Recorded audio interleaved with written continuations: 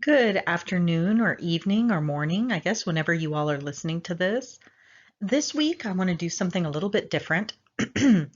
You all are not going to have any reading per se.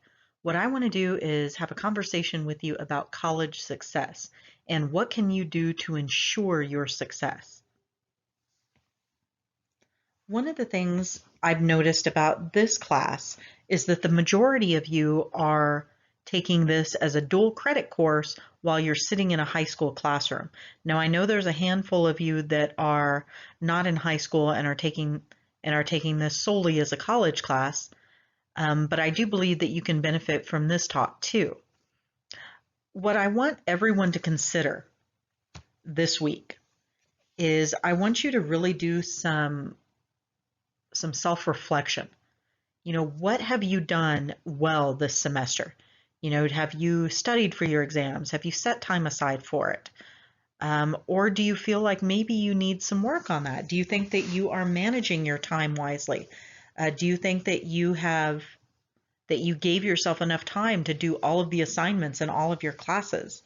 So these are the things that I kind of want to talk about um, during this brief lecture and what I'm going to ask you to reflect upon in your discussion. If I told you that I can give you the top 3 things to do in order to succeed at school, I think you would do them. Okay, and once we go through these, it's really common sense, but it's something that, not everyone does all the time because the college is not hard. It really isn't. What it's about is discipline. Do you have the discipline to read what you're supposed to read, when you're supposed to read it, be prepared for class, focus while you're in class, and make sure that you do all of the assignments and that you are timely with them? That's really all college is because, and we'll talk about this in a little bit, you are in class in college a lot less than you are in a high school class. So anyway, let's talk about the secrets to school success. Number 1, go to class. So if you're taking an in-person class, you should not skip that class, because if you skip the class, now not only did you miss the instruction and miss hearing what your professor had to say, but now you're in makeup mode. So you missed it, you didn't hear it, you didn't get the chance to take notes. And now you're going to have to trust somebody else's notes, or you're just going to miss it entirely, which means you're already behind. What does it mean for the online class? So when I say go to line in the online class, what I mean is be fully present when you're there.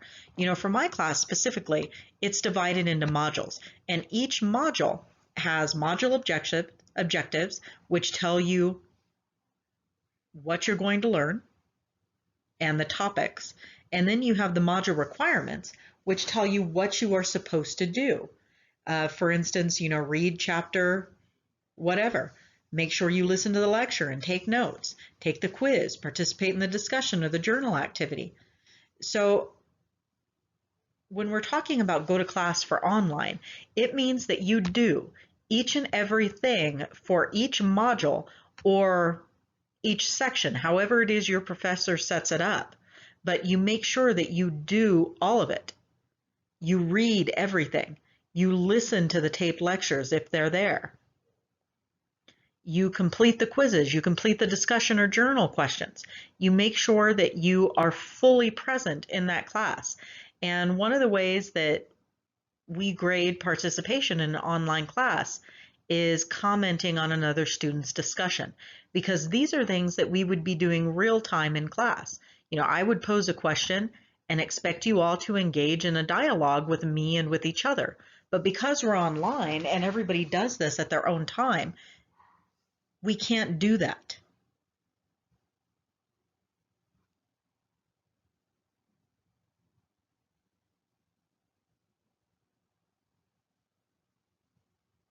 So let's move on to the second thing.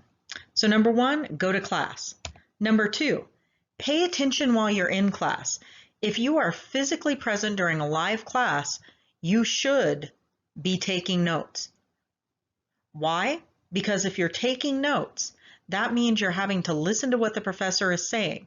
You're having to process it, and then you're having to interpret it and decide what you need to write down. And hopefully when you're taking notes, you're organizing it in a way that will make it easier for you to read and review later on. Okay, that's how you pay attention in class. That's called being an active learner. What should you not do? Well, you shouldn't be playing on your phone. You shouldn't be talking to your neighbor. You shouldn't be writing out a grocery list. You should be fully present while you're in class. So for online, what do you do if you're in an online class? If you're like me, sometimes it's hard to focus, and you'll be reading something and you'll get through the page and you have no idea what you read. So for those of you that are in an online setting, make sure that you are,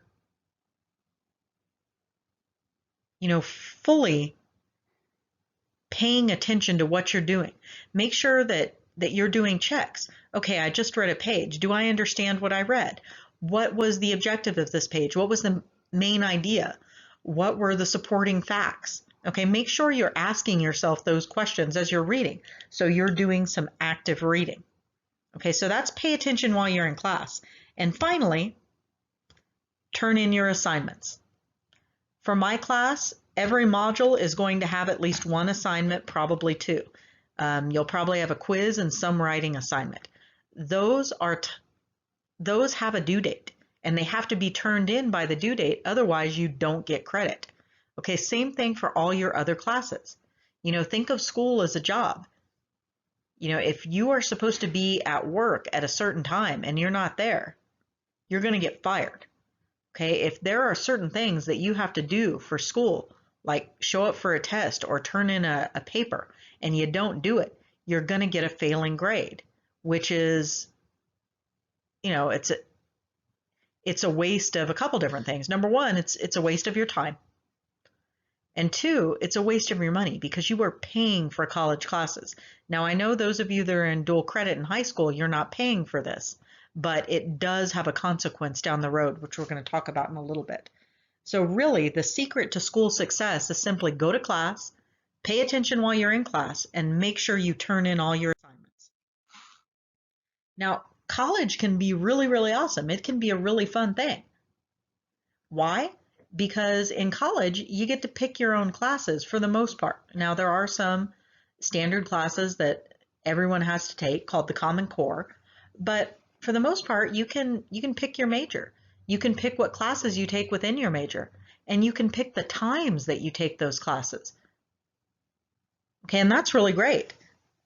And one thing that I think they don't tell you is full-time in college means you are in class 12 hours. A full load in college is 12 hours, meaning that you'll probably have 4 classes, 3 hours each, and you'll spend 3 hours per class a week.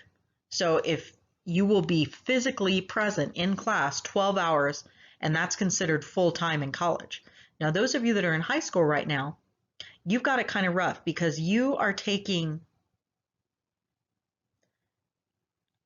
probably a full load. And if you're doing dual credit, you're probably an extracurricular. So just school by itself, 8 hours a day, 5 days a week, that's a 40-hour work week. That's what people work when they're working full time. And that is what you are doing as a high school student. Now, I would bet that most of you, since you're in dual credit classes, you're probably an overachiever. So you're probably in extracurricular activities like sports, band, other fine arts, just you're in things at school. Now those take up extra time. So not only do you spend your 40 hours a week in class, but you're probably doing another 10 in extracurricular activities. And so you may be on campus 50 plus hours every week. And then after you do all that, you still got to go home and do all your assignments. And that is a lot. And I understand it's a lot. I would say probably a person's junior year in high school is probably their most difficult because that's typically when they take the biggest course load. But what I want you all to understand is once you get to college, you're not going to have all that time in the classroom. It's going to drop significantly because instead of sitting in class for 40 hours a week, you're now going to be in class, if you're going to be a full-time student, 12 plus hours. 18 is considered a really tough load, and that's still less than half of what you spend in a classroom in high school. So you have time to do your assignments out of the classroom, and you have even more free time.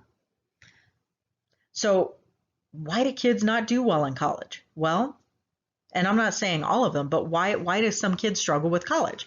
Well, because with great freedom comes great responsibility. And in high school, if you don't go to school, the state or the county can prosecute you and your parents for failure to attend, because high school is required in Texas. It is compulsory education. Now, college is totally elective, and not only is it elective, most of you are having to pay for it. But at the same time, no one requires you to go. Your professor or your school, there is no attendance office at college. No one is going to call you or your parents and say, excuse me, this student was not in class today. No one's going to do that. If you don't go to class and you don't take your test or turn in your work, your professor is just going to fail you and move on and not really consider it any further than that. So when it comes to a college class, you have to be the responsible one. You have to be the one that's going to ensure that you are going to class, that you're paying attention, and that you're doing and turning in all of your work, because no one is going to do it for you.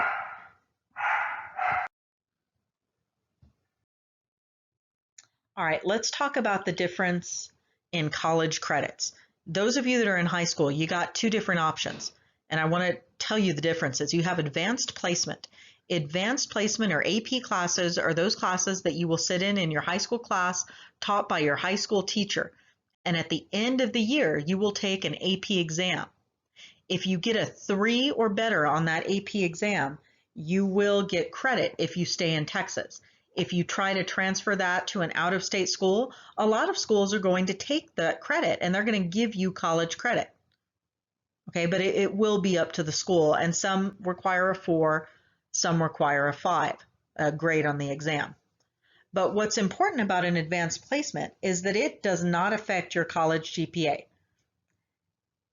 If you take that AP exam and you get a terrible grade on it, doesn't matter, it hasn't affected you at all. Now, dual credit means that you are earning simultaneously your high school credit and your college credit. So whatever grade you get, that is the grade you get in the high school class, but it's also the grade that you get in your college class, which means you are establishing your college GPA. And by establishing your college GPA, if you get a good grade, fantastic. But if you don't, if you get a D or an F, you are dragging down your college GPA, and that later on, you might decide you want to go to a graduate program, law school, medical school, get an MBA, go and get your LPC for counseling, whatever it is, whatever master's degree program you want to go into. And you may not get into the school you want because your GPA is low because of the dual credit classes that you got bad grades in while you were in high school. So be very, very careful with dual credit. This is a dual credit class that you are taking. You are taking a college class, which means that if you fail this class, you're going to fail your high school class, but you're also starting off with a failing grade in college that is going to follow you forever and is going to be on your transcript forever. Now, the upside to dual credit is you don't have to take an exam at the end of the semester. If you pass it, if you pass the class, then you get credit. Now, if you are taking the class and you stay in Texas, you will receive Texas at any public Texas university or college. Now, it may transfer out of state, but the other universities do not have to take it. What I want you to consider is this. Dreams don't work unless you do. You are responsible for your schoolwork. If there is something that you really want to do, it's going to require work. And you can absolutely meet your goal and you can absolutely reach your dreams, but you got to work for it. And if school is what you want to do, I can assure you, if you just go to class, pay attention and take notes, and you turn in all your assignments, you are going to pass every class you take. And if you sprinkle in some studying, you're probably going to get a B or an A. Ladies and gentlemen, I know college is hard and I know that it can be stressful. If there is anything I can do to help you, please call me. My cell phone number is on the syllabus. Okay, I will do what I can to help you. And if you need to discuss things, you're not understanding the assignment, please call me. If you're overwhelmed, call me. I want you to do well. Okay, what I don't want you to do is give up. I want you to know, or actually what I want you to know is that you can do this. If your school has allowed you to take dual credit, then you're where you're supposed to be. You're capable of doing this. Till next time, have a great day.